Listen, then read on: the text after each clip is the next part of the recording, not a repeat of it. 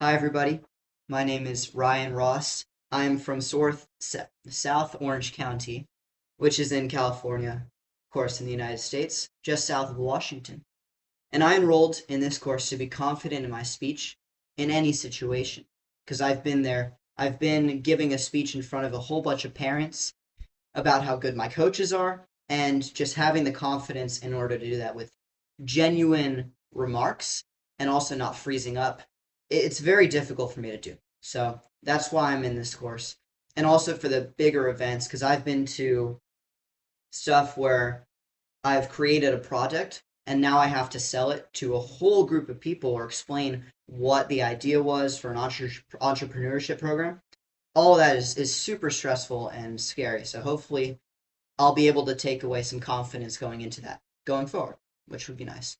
And also, I want to understand rhetoric and language more. So right now, my lexicon consists of a bunch of words that are not really academic or intelligent. So I want to change that. And also, I want to understand rhetoric itself and be among the greats like MLK and Abraham Lincoln because I think great power comes from being able to lead a group of people.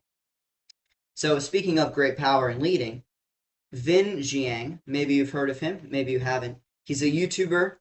Originally, he wanted to pursue magic, so he started his own magic company and they did magic.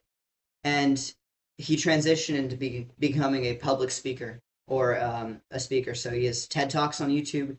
He has been to a bunch of other events. And I recently watched one of his videos where he was part of this NSA thing.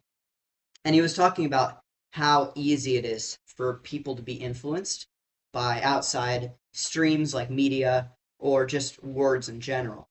And one of the things that caught my attention was he said, you are what the top five people that you spend time with, how they are, basically. So if you spend time with a bunch of chefs, you will probably become a chef.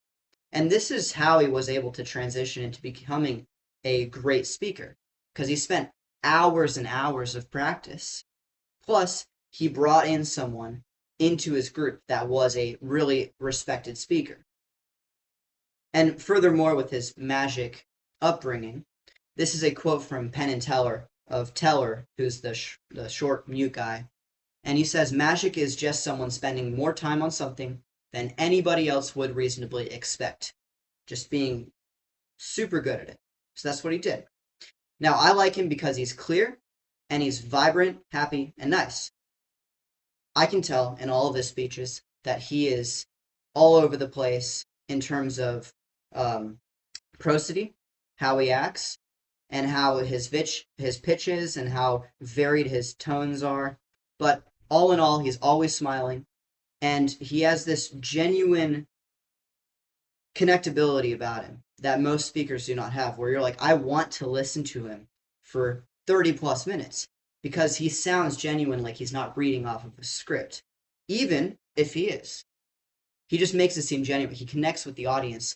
And in this NSA meeting he pulled five people out of the audience that he's been looking at and like, okay, I picked you because I've noticed that you have responded to how I've said certain things in a certain manner, which I would want on stage. So he's constantly surveying the room to see, okay, what do they want? What can I provide to him?